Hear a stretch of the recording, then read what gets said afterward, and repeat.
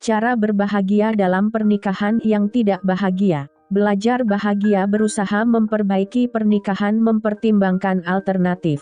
Banyak alasan yang membuat orang bertahan dalam pernikahan yang tidak bahagia. Jika Anda salah satunya, mungkin Anda merasa tidak bisa bahagia. Meskipun demikian, Anda bisa mencari cara sendiri untuk berbahagia, bahkan dalam situasi yang tidak menyenangkan, dengan menerapkan kebiasaan yang membawa pada kebahagiaan. Dan Anda juga bisa berusaha memperbaiki pernikahan agar dapat berbahagia sebagai suami istri. Metode 1. Belajar bahagia. 1. Carilah cara untuk bersyukur. Bersyukur tidak selalu mudah, khususnya di tengah-tengah hubungan yang buruk. Meskipun demikian, rasa syukur dapat membantu Anda menghadapi hubungan yang tidak menyenangkan dan membuat Anda lebih bahagia. Sisihkan waktu setiap hari untuk menemukan apa yang Anda syukuri. Cobalah menulis beberapa hal yang Anda syukuri setiap hari dalam jurnal. Anda juga dapat menggunakan post di media sosial.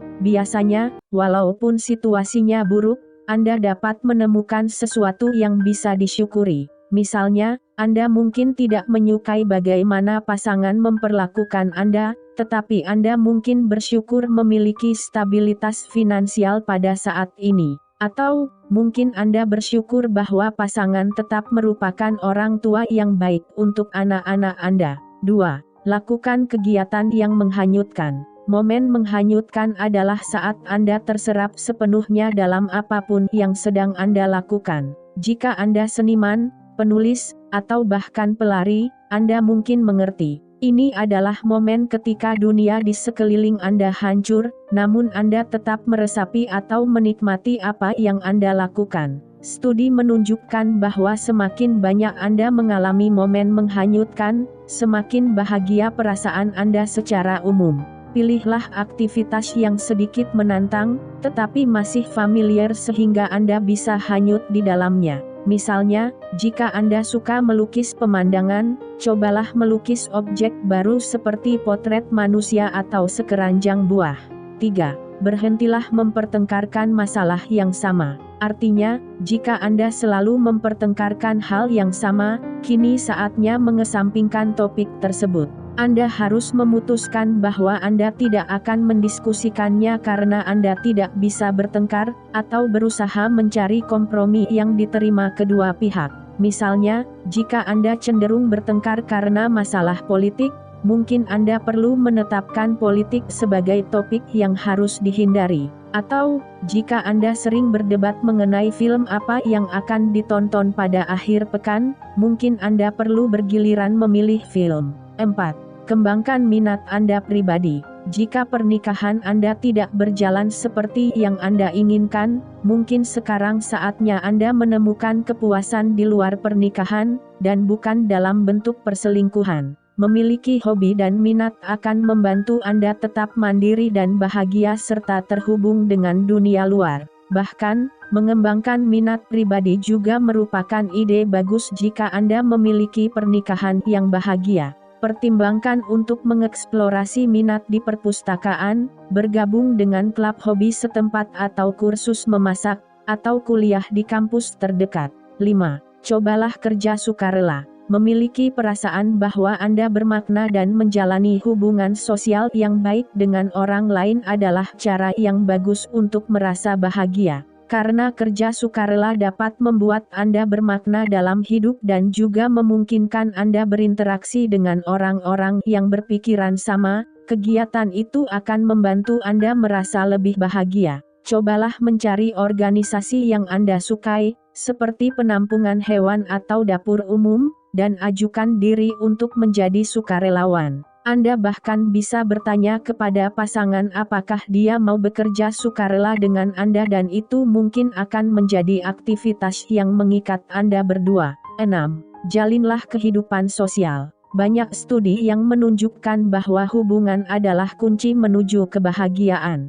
Jika hubungan utama Anda tidak bahagia, mungkin Anda tidak tahu bagaimana mengubah situasi itu. Akan tetapi, pasangan bukanlah satu-satunya sarana untuk bersosialisasi. Anda dapat memiliki hubungan yang menyenangkan dengan teman-teman, serta anggota keluarga yang lain. Cobalah makan di luar dengan teman-teman sekali seminggu atau jalan-jalan dan belanja dengan saudara atau sepupu Anda. Jika Anda tidak memiliki banyak teman, usahakan untuk bertemu dengan lebih banyak orang yang memiliki minat yang sama dengan Anda. Misalnya, Anda bisa bergabung dengan liga bowling, kursus seni, atau klub merajut. Metode 2. Berusaha memperbaiki pernikahan. 1. Luangkan waktu untuk bersama. Saling menyisihkan waktu untuk pasangan adalah salah satu cara untuk berkomitmen.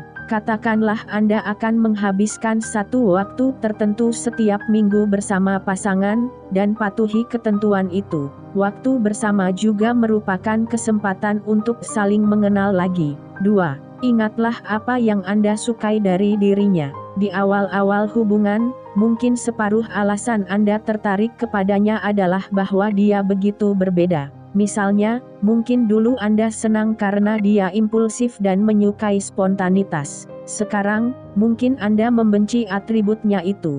Kuncinya adalah mengingat alasan yang dahulu, membuat Anda menyukai atribut tersebut dan berusaha menikmatinya lagi. Misalnya, mungkin Anda jengkel bila dia ingin meninggalkan semuanya dan pergi ke gunung. Di sisi lain, itu membuat hidup Anda tidak membosankan. Cobalah menemukan keseimbangan dan nikmati apa yang bisa Anda nikmati. 3. Bicarakan tentang kekuatan dan kesulitan hubungan Anda. Penting untuk mengakui apa yang berjalan baik dalam hubungan dan apa yang merupakan masalah. Anda mungkin perlu membuat daftar kekuatan dan kesulitan bersama-sama. Pastikan Anda memasukkan hal-hal yang tidak Anda bicarakan karena takut hanya berujung pada pertengkaran. Usahakan memilih waktu saat Anda berdua tenang dan berfokus untuk membicarakan kekuatan dan kesulitan ini. Jangan bicara pada akhir hari yang panjang atau ketika stres. Gunakan pernyataan aku, bukan pernyataan kamu. Dengan kata lain, usahakan membicarakan apa yang Anda rasakan, dan apa yang menurut Anda salah tanpa menyalahkan pihak lain. Misalnya, aku sedih bila kita tidak memiliki cukup waktu bersama, lebih baik daripada kamu tidak pernah di rumah. Pernyataan kedua akan membuat pasangan defensif sementara pernyataan pertama membantu membuka diskusi. Sediakan waktu untuk bicara dan mendengarkan. Artinya, Anda tidak bisa hanya menyatakan apa yang menurut Anda salah. Anda juga harus mencurahkan waktu untuk mendengarkan dengan aktif apa yang ingin dikatakan pasangan. Tunjukkan bahwa Anda memperhatikan dengan memberi ringkasan apa yang telah dia katakan dengan mengajukan pertanyaan yang relevan dengan percakapan. 4. Carilah solusi. Setelah menemukan masalah apa yang ada dalam pernikahan, Anda kemudian harus mencari solusi. Mungkin Anda dapat memanfaatkan beberapa aspek kekuatan untuk membantu mengembangkan solusi atas masalah dalam hubungan. Untuk berkompromi, Anda harus membicarakan keinginan dan kebutuhan Anda, agar Anda berdua dapat memutuskan apa yang paling penting untuk masing-masing. Dengan kata lain, untuk berkompromi, Anda harus bersedia membiarkan dia menang saat kebutuhannya harus dipenuhi sebagai persiapan, jika nanti ada konflik dengan keinginan Anda. Hal yang sama juga berlaku untuk pasangan. 5. Pertimbangkan konseling. Terkadang, Anda membutuhkan bantuan profesional untuk melewati masalah. Konselor pernikahan dapat membantu Anda memperbaiki masalah lebih dari yang Anda harapkan, dan bahkan, kira-kira setengah dari pasangan suami istri yang menggunakan jasa konselor pernikahan mengatakan bahwa konselor membantu mereka memperbaiki semua masalah utama dalam pernikahan. Metode 3. Mempertimbangkan alternatif. 1. Cobalah perpisahan secara hukum. Perpisahan secara hukum memberi Anda waktu untuk menjauh dari pasangan yang mungkin Anda butuhkan untuk menyelesaikan masalah. Perpisahan ini berbeda dengan perceraian karena Anda masih dalam hubungan pernikahan. Manfaat berpisah dalam cara ini adalah memberi Anda cara sah untuk mengusahakan hak asuh dan tunjangan anak sementara tinggal terpisah, serta bagaimana membagi properti. Meskipun demikian, jika masalah dapat diselesaikan, Anda bisa kembali menjalani hubungan pernikahan yang normal. 2. Ketahuilah kapan perceraian merupakan pilihan yang lebih baik. Walaupun perceraian merupakan perubahan kehidupan yang sangat besar, bertahan dalam pernikahan yang tidak sehat dapat berakibat buruk pada harga diri dan kesehatan mental. Beberapa studi menunjukkan bahwa lebih baik meninggalkan hubungan buruk dan berusaha memperbaiki kesehatan mental daripada bertahan. Pahami bahwa pernikahan yang tidak bahagia dapat menyebabkan depresi. Satu studi yang melibatkan data dari 5.000 orang dewasa menunjukkan bahwa kualitas hubungan yang paling penting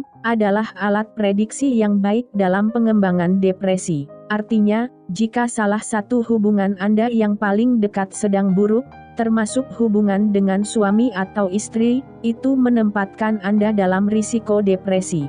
3. Pertimbangkan alasan-alasan untuk bercerai. Anda mungkin sadar ada alasan yang bagus untuk bercerai. Jika Anda tidak bahagia dalam pernikahan, Anda mungkin akan merasa lebih bahagia begitu melepaskan diri. Anda dapat mempertimbangkan perceraian jika pasangan berselingkuh.